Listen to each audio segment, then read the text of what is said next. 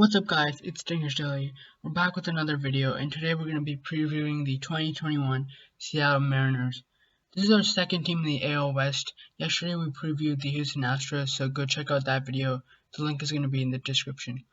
Also in the description is a link to the playlist where you can check out our previews for every single MLB team we've done so far. So previously we've done the NL West and the AL Central, and this is our second team in the AL West like I said. So pretty much how these videos work is I talk about the offseason, the rotation, the bullpen, the lineup, 2 to 3 prospects to look out for, and then I'll give my final outlook for the team and where they'll be in their respective division.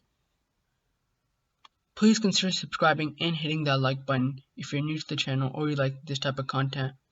And yeah, let's talk about the offseason.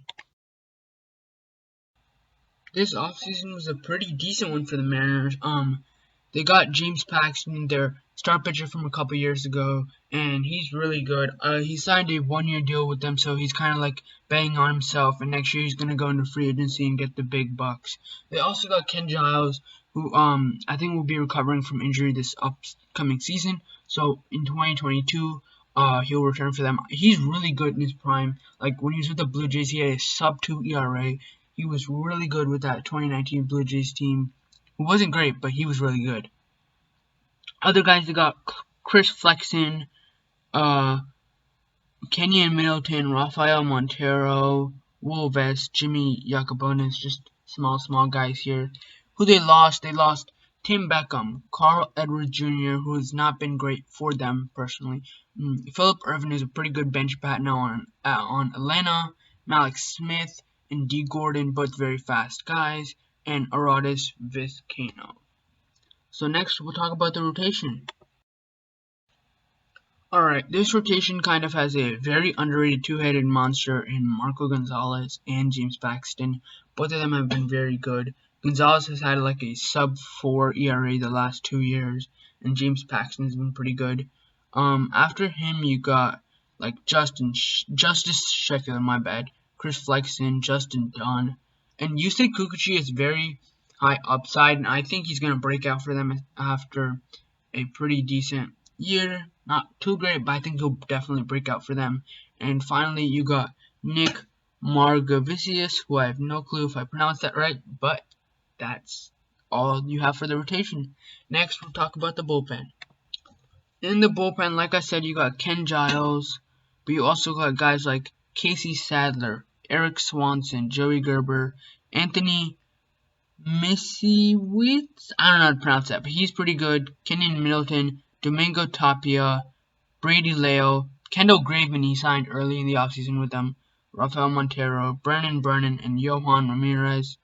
Not the best, but they have some good 2 to 3 inning like setup guys, and then they have a pretty good closer once he gets healthy. Alright, so at catcher you got Tom Murphy and Luis Torrens, who are both not the greatest, but hopefully they have some pretty good prospects, because they both have a career very low batting average, and they're pretty decent at fielding, but both of them can't hit for anything. And then at first base you got Evan White, who I'm pretty sure debuted this season. He had a very good season, hitting 8 homers with like 26 RBIs. I like him a lot. For them, backing him up, you got Jose Marmolejos and Ty France, who came in that Austin Nola deal. Who actually, Ty France is good, but maybe they should have kept Austin Nola. At second base, you got Dylan Moore. I'm very excited for Dylan Moore. He's going to be very good for this team for long. You also got Shed Long and Ty France. He's also a very good guy if you want to think about a fantasy baseball, so keep out an eye for Dylan Moore. He's staying there late in the rounds. At third base, you got like literally the most consistent player in MLB history, Kyle Seager. Technically, if he continues his production for like the rest of his career, he'll be in Hall of Famer. But then again, he's just extremely consistent. I like Kyle Seager a lot, and the whole Kevin Mathis situation, that's just terrible. Like I said, he said he might want to like get rid of Kyle Seager. Good thing Kevin Mathis is gone, because this team was headed in a terrible trajectory. But that's another rant for another video. I'll talk more about it when we talk about the prospects. you got Ty France and Donovan Walton backing him up. At shortstop, you got a guy kind of like JP Crawford. He can field some, he can hit some, and backing him up, you got Sam Haggerty. In left field, you got Jake Fraley, Dylan Moore, Braden Bishop, Shed Long, and Sam Haggerty. Don't expect the job to go to any of these people. I mean, Dylan Moore has a chance, but then again, he's already penciled in at the second base spot.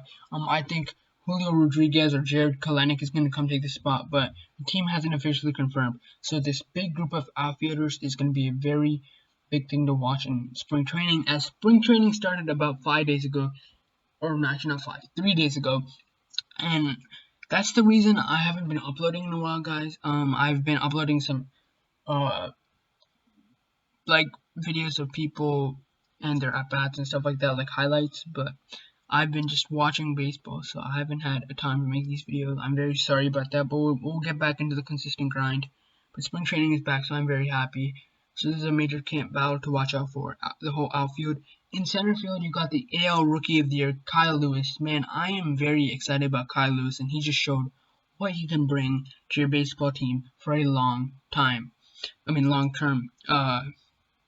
He is very good. He is a great fielder, great arm, pretty good hitter as well. I mean, he kind of took the league by storm in a way. He's very young, so I like him a lot. And then right field, you got Mitch Haniger coming back finally healthy. In DH, you got Ty France and Jose Marmolejos. In center field, backing up, you got Braden Bishop, Sam Haggerty. And then right field, Dylan Moore, Sam Haggerty. So pretty much the same type of guys I was talking about before. But expect it to look like left or right field, you either got Kelenic and Julio Rodriguez. And then center field, you got Kyle Lewis. Alright, so the first prospect we're going to be talking about is outfielder Jared Kelenic. His highest level is AA, and he's 21 years old. I project him to be easily caught up to the big leagues. He should have been last year, but the whole Kevin Mathers scandal, not scandal, but like the whole situation. But yeah, this kid can rake, and he is the next coming of Grady Sizemore, if not literally better.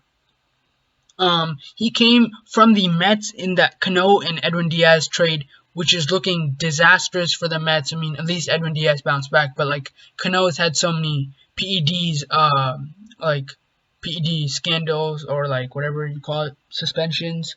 And so yeah, he is a true 5-2 guy, and he's nearly ready, if not ready, for the big leagues. And that trio of outfielders are gonna rock the Seattle Mariners. The next guy I'm going to be talking about is Julio Rodriguez, the other outfielder. He hasn't played in AA, he's only played in High A, but he is a very good guy as well. He like tore the pitching in Single A and even some AA in 2019. And he has very good potential with a beautiful swing that can easily produce you 30-plus home runs every year. And he has very good plate discipline. I mean, scouts were really excited for this guy at his age. He's a certified stud, and he's going to be really good along with Jared Kelenic and, like I said, Kyle Lewis. They're a crazy, crazy good guys to have in your farm system, especially when the guy I'm going to be talking about is kind of underrated, but Andres Munoz. I mean, he's already got up to the big leagues. He's a right-handed pitcher. He was the second prospect acquired in the Osnola trade with the Padres, and he is 21 years old, and he threw like 23 innings for the Padres in 2019, not 2020, but he had TJ surgery or Tommy John surgery, so most likely they're going to have to wait until like mid-season to see him in action. He's 6'2", and he has an 80 grade fastball, which easily goes to the triple digits. He pairs that with a very nice slider, and he has a very good two-pitch combo, and he has electric stuff and very good command. Mariners fans are like familiar with a guy like him, because this is like he has a similar type guy to Edwin Diaz, and this is like start of Edwin Diaz's career. It's very similar, but he has the potential to be a top 5 closing option at the end of the season, depending on how everything goes. And he could be a very top tier closer with high strikeout potential, and he is so young. But yeah, he should be healthy in June after the Tommy John surgery. But that's it for the 3 prospects. The Mariners have a stacked farm system. Usually we do 2 prospects, but I couldn't help but do 3, because usually how you do 1 pitcher and 1 position player. But they had Julio Rodriguez and Jared Kelenic, and how could I not choose to do either one? So I just did both, and I did Andres Munoz. That's it for the prospects, and then I'll give my final outlook, and we'll wrap off today's Seattle Mariners preview.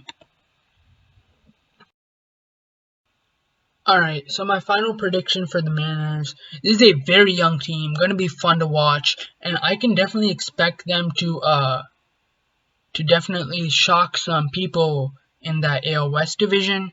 At this point, I personally believe they're not close to winning the division, but they're set up very good for long term, especially because of the prospects I talked about. I didn't even talk about Taylor Trammell. Like, there's still so many good prospects, and also Logan Gilbert. Like, their farm system is stacked, like I said, so this is a very good team, and I expect them to finish around the 4th, or if they surprise people, this could be a team with a very high upside and potentially get 3rd in the AL West, but that's if like most things go right. So I have them finishing 4th, and this is not a shot against the Mariners. Like I said, they're built for the future. This team is also pretty decent in 2020. But, I mean, once the Astros guys get older and, like, their guys go away eventually, like how Springer's going away and then Brantley's getting older, same thing with Correa, Altuve, all those guys, eventually they'll hit the free agent market. And so, and the Athletics are starting to lose players. And the Angels, who knows how the whole Mike Trout, Shohei Ohtani, Pujols, like the whole thing, if that's going to work out. So I expect them, they can definitely hit 2nd in like the AL West in like a year or 2. Like 2 to 3 years, they're going to be pretty good in this AL West. And I feel really bad for all you Mariners fans out there, because like you guys have not seen the playoffs, and you guys won the most games in MLB history. You guys didn't get the World Series. I mean, I feel bad, especially, I mean, those Ichiro days. Like, the Mariners are really good, and I can't wait for the Mariners to be really good again. But that is all for this video, guys. I know we haven't uploaded in a bit.